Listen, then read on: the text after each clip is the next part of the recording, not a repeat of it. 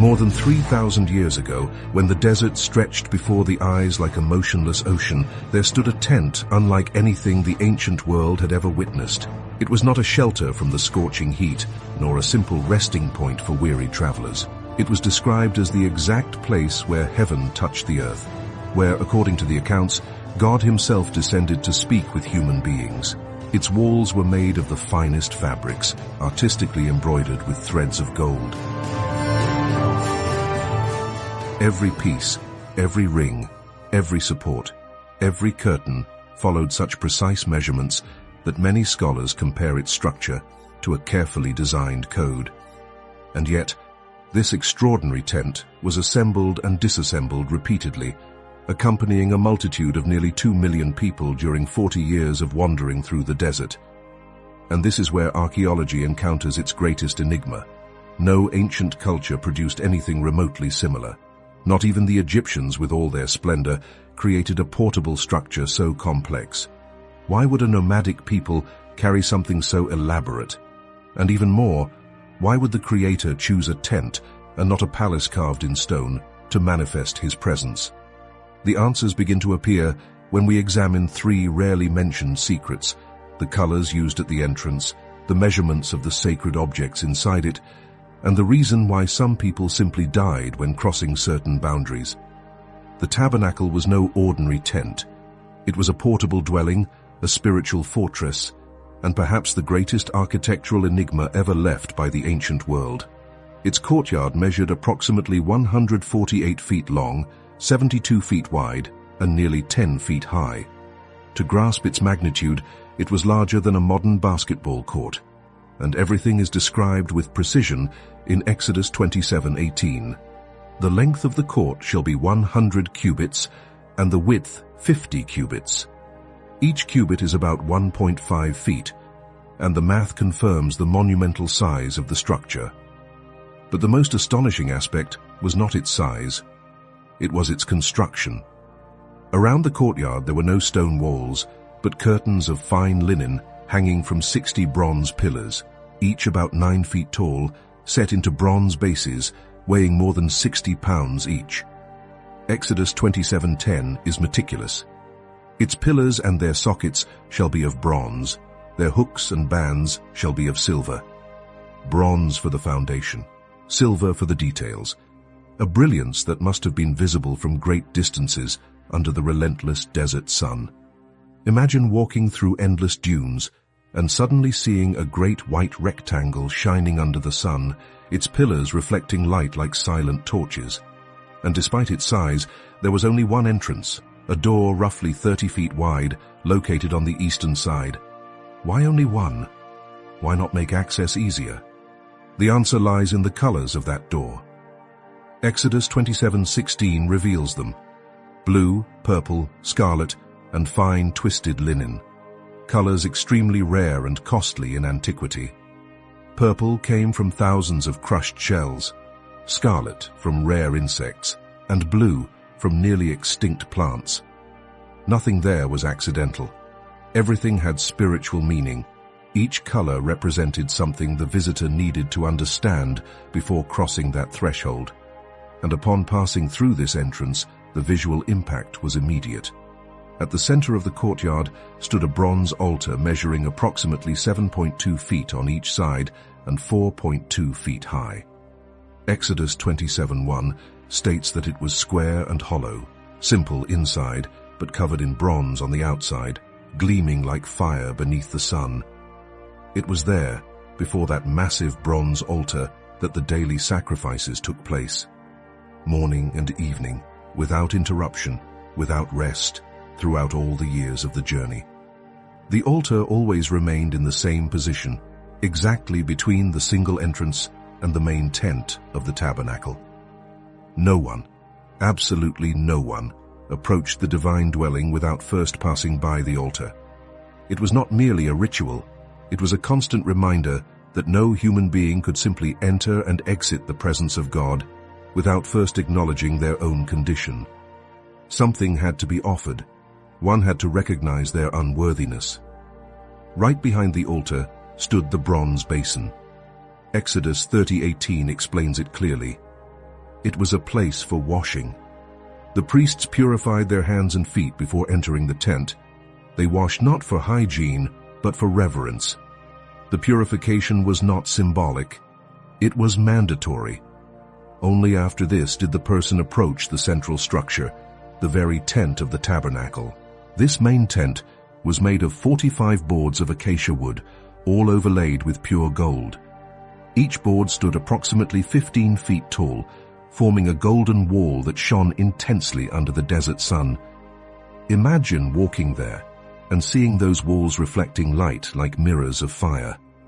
But what truly drew attention were the 4 layers of covering above it, the first of fine linen embroidered with cherubim, the second of goat hair, the third made of ram skins dyed red, and the outermost of tough hides known as badger skins. 4 layers, each with a purpose. Why so much protection? Because inside that tent was something that could not be touched by rain, scorched by sun, or damaged by wind. Something so precious that it justified all that elaborate engineering. Something one discovered only after entering the first room. Aaron, and only he or the priests authorized, would pass through the curtain and step into a chamber where night never fell. 7 lamps burned without ceasing, casting golden shadows on the walls covered in precious metal. This was the first inner division, the holy place, measuring approximately 30 feet long and 15 feet wide.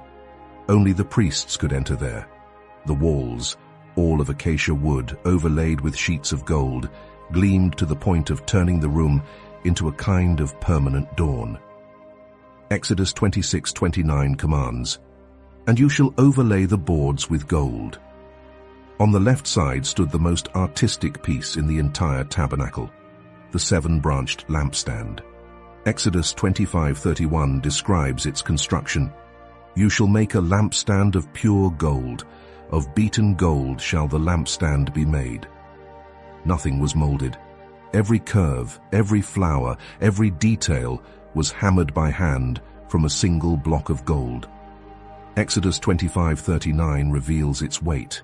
1 talent of pure gold, about 75 pounds, shaped manually. Each of the 7 branches ended in a lamp sculpted like an almond blossom. Exodus 25:33 details it. "On 1 branch shall be 3 cups made, like almond blossoms, with a knob and a flower. And the flames were fed by pure olive oil, as Leviticus 24:2 commands, beaten olive oil to keep the lamps burning continually, without interruption, throughout all the years in the wilderness." On the opposite side, a table also overlaid with gold held 12 loaves, arranged in 2 rows of 6. Leviticus 24:6 explains the arrangement. "And you shall set them in 2 rows, 6 in a row, on the pure table before the Lord." These loaves represented the 12 tribes of Israel and were replaced every Sabbath. The most astonishing detail is that, even under the severe desert heat, they remained fresh throughout the week. And when the new loaves arrived, the previous ones were eaten by the priests. Leviticus 24:9 confirms, "It shall be for Aaron and his sons, for it is most holy to him." Between the table and the lampstand, exactly at the center of the room, stood a smaller altar. Exodus 31 declares its purpose. It was the altar of incense. Made of acacia wood, measuring about 1.5 feet on each side, and completely overlaid with gold, this altar received special incense twice a day. Aaron burned it in the morning, and at twilight, filling the air with a fragrance that symbolized the continual prayer of the people. Exodus 30:34 lists the ingredients of the most exclusive perfume of the ancient world: stacte, onycha, galbanum, and pure frankincense. 4 rare aromatic substances mixed in exact proportion. It was a sacred formula, prepared only for use inside the tabernacle, so much so that Exodus 30:37 forbids its reproduction. "You shall not make any for yourselves according to its composition. It shall be holy to you for the Lord." Any attempt to recreate that aroma for personal use was considered profanity. When the incense burned, the smoke rose in a straight line up to the ceiling of the tent, where embroidered cherubim watched, like heavenly sentinels, every movement of the priests. Inside that chamber, there was perpetual light, bread that did not age, exclusive incense, and meticulous rituals operating in perfect synchronicity. All of this inside a windowless room in the middle of a hostile desert. Why such precision? Because every detail was a matter of absolute obedience. Because on the other side of the curtain, something so serious and so sacred was happening that no error was permitted.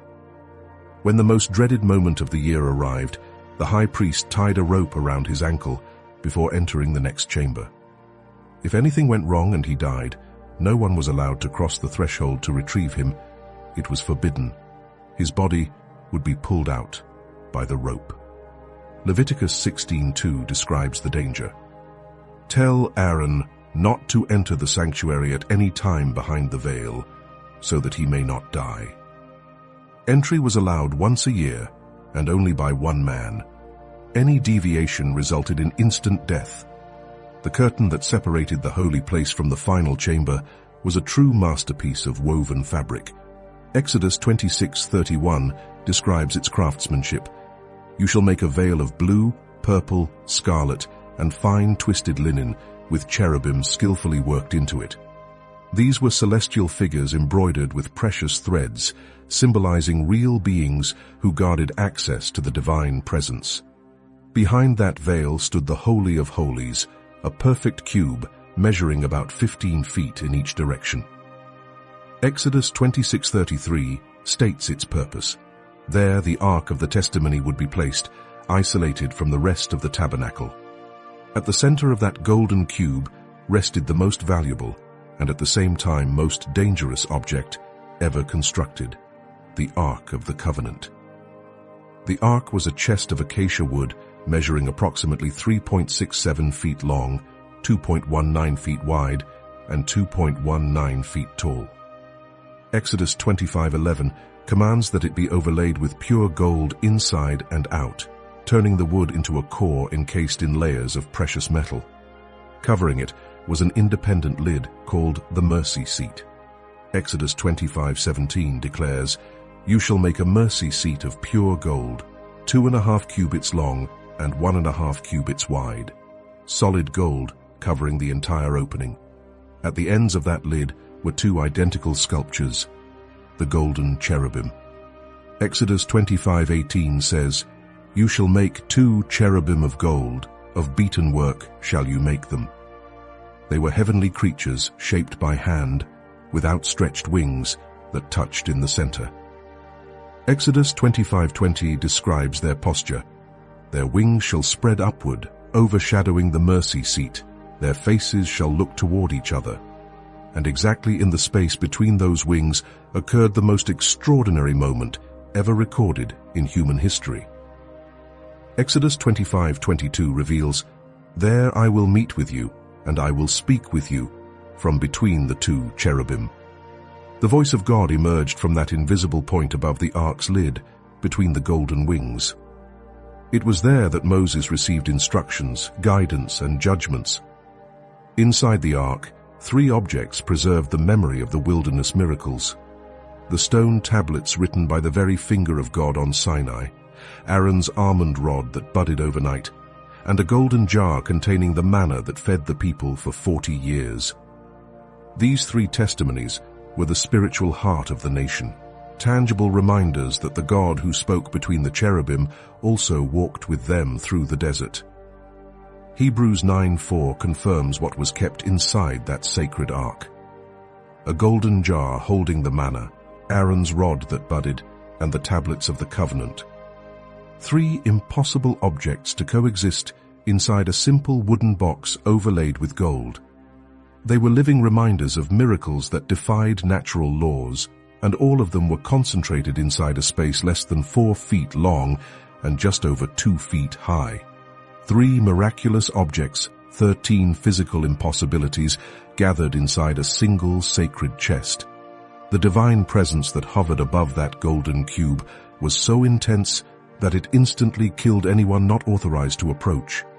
The high priest survived only because he followed, with extreme precision, the protocol established in Leviticus 16, the blood of a bull sprinkled upon the mercy seat, incense burned until forming a thick cloud, garments flawless and without defect. One mistake in the sequence, one forgotten detail, one gesture out of order, and the encounter with the sacred would become immediate execution. But why such lethality? What made that chamber so different from every other area of the tabernacle? To understand it, one had to look at the daily routine that unfolded outside those curtains. 4 in the morning in the camp. While 2 million people were still asleep, Aaron was already on his feet. He washed his hands and feet in the bronze basin, put on the sacred garments, and began a routine that would repeat every single day for the next 40 years. No holidays, no breaks, no exceptions. His first task was to remove the ashes that had accumulated on the bronze altar. Leviticus 6:10 commands, "The priest shall put on his linen garment, and he shall take up the ashes to which the fire has reduced the burnt offering." These were the remains of the previous evening's sacrifices, animals that had burned through the entire night. Aaron gathered everything with bronze utensils, cleaning the altar for the new day. Then he lit fresh fire. Leviticus 6:12 declares, "The fire shall be kept burning on the altar. It shall not go out." Even during camp movements, live embers were carried to ensure the flame never died. At 6 in the morning, the regular sacrifices began. Numbers 28:3 specifies, 2 lambs of the first year, without blemish, day by day, for a continual burnt offering. 1 lamb in the morning, another at twilight, every day of the year. Over 365 days that totaled 730 animals in a single yearly cycle, and these were only the mandatory offerings. During the feasts, the numbers increased dramatically. Numbers 29 lists, for example, the offering on the first day of the Feast of Tabernacles, 13 bulls, 2 rams, 14 lambs, 29 animals sacrificed in a single day, and that continued for the entire duration of the feast. While all this activity was happening in the courtyard, inside the tent, Aaron carried out another sequence of duties.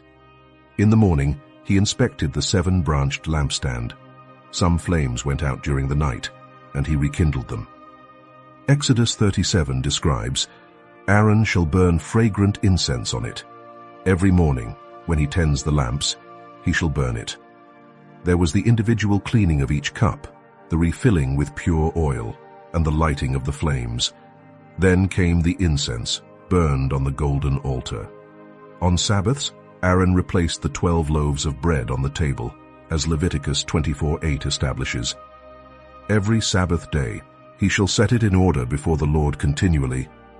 Old loaves removed, new loaves placed in 2 rows of 6, with pure incense on each row. In the afternoon, part of the morning routine was repeated. More incense, more lamp inspection. Another lamb sacrificed. Numbers 28:4 confirms, "The 1 lamb you shall offer in the morning, and the other lamb you shall offer at evening." 2 sacrifices daily, every day, decade after decade. But not everything was predictable. Leviticus describes 5 different types of offerings that could occur at any time: burnt offering, grain offering, peace offering, sin offering, and guilt offering. Each required detailed procedures, specific animals, distinct cuts, and unique destinations for the meat, the blood, and the fat. Nothing was improvised. Nothing was simple. It was this relentless volume of rituals, meticulous, daily, uninterrupted, that explained why entering the Holy of Holies was so dangerous. That chamber was the apex of an entire system that functioned like a divine clock, and any imperfection threatened the entire order. Leviticus 7:37 summarizes the full complexity of the ceremonial system. "This is the law of the burnt offering, of the grain offering, of the sin offering, of the guilt offering, of the consecration offering, and of the peace offering." 5 categories, 5 complete manuals Aaron had to master with absolute precision. And behind these laws was a giant logistical structure. Imagine hundreds of animals sacrificed per month, piles of wood required to keep the perpetual fire burning, barrels upon barrels of pure olive oil to fuel the lamps of the menorah, pounds of aromatic incense for the golden altar, sacks of fine flour for the bread of the presence, all transported through the desert in heavy carts pulled by oxen under scorching sun. Maintaining the tabernacle was an unending effort, almost an entire city working to sustain a single point of contact between heaven and earth. But then, something unprecedented happened. For the first time in 500 years, the Ark of the Covenant and the Tabernacle were separated. The Ark, the most sacred object of all, was taken to Jerusalem. Meanwhile, the Holy Tent, along with its altar and utensils, remained in Gibeon, about 8 miles away. The portable system that had worked perfectly in the desert was now fragmented. Everything began when David conquered Jerusalem and decided to bring the Ark into his new capital.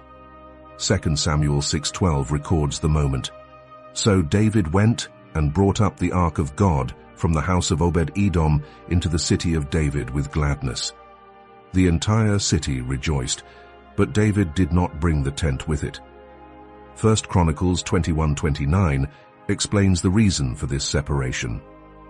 For the tabernacle of the Lord, which Moses made in the wilderness, and the altar of burnt offering were at that time on the high place at Gibeon. A strange, almost puzzling choice. Why leave the rest of the sacred furniture behind? The answer becomes clear once we understand what David truly intended to do. He was not planning to keep the portable system forever. Something far greater burned inside his heart. 2 Samuel 7:2 reveals his thought. See now, I dwell in a house of cedar, but the Ark of God dwells within curtains. David wanted to build something permanent, a fixed, solid stone structure, a temple to replace the fragile tent that had accompanied Israel for centuries. Nathan the prophet initially approved the idea. 2 Samuel 7:3 gives his first response, Go, do all that is in your heart, for the Lord is with you. But that same night, God sent a completely different message. 2 Samuel 7:5 contains the divine answer. Go and tell my servant David, thus says the Lord, shall you build me a house to dwell in? The question required no reply. It was a rebuke. God was clearly saying, no. 1 Chronicles 22:8 reveals the reason for the refusal. You have shed much blood and have made great wars. You shall not build a house unto my name, because you have shed much blood upon the earth in my sight. David was a warrior. His hands had held swords, his feet had walked battlefields. The temple, the house of peace, could not be built by a man whose path had been shaped by war. So God revealed who would take on the mission. 1 Chronicles 22:9 identifies the chosen one. Behold, a son shall be born to you, who shall be a man of rest. His name shall be Solomon, and I will give peace and quietness unto Israel in his days.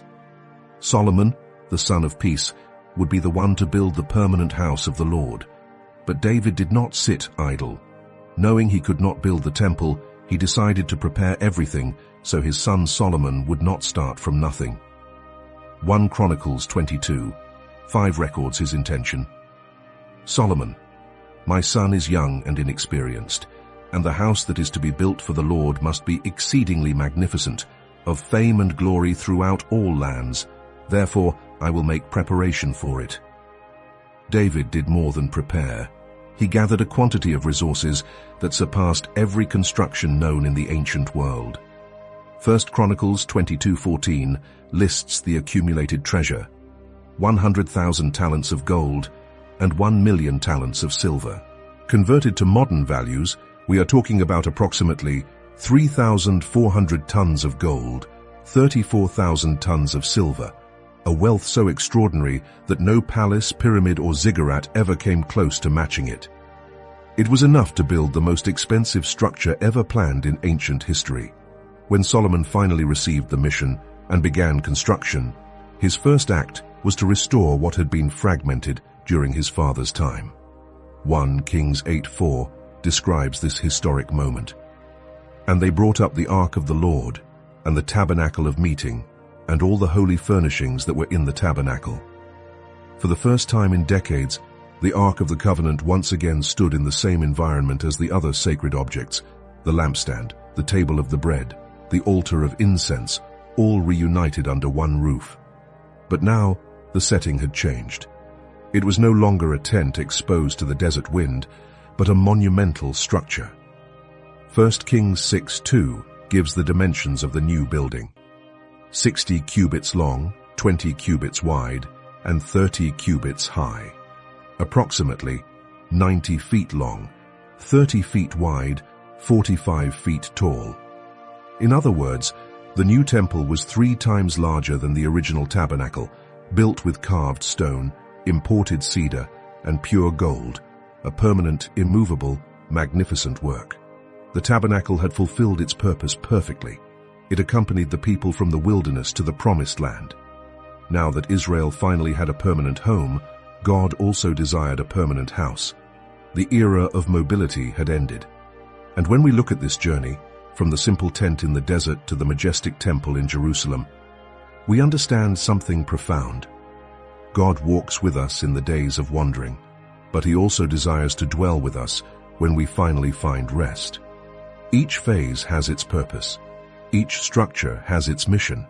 And every detail, from the embroidered curtain to the gold of the temple, points to a God who never abandoned His people, neither in the winds of the desert nor in the heart of the holy city. May this story remind you that whether in a tent or in a palace, the presence of the Most High remains the true home of our spirit. Until the next chapter. See you soon.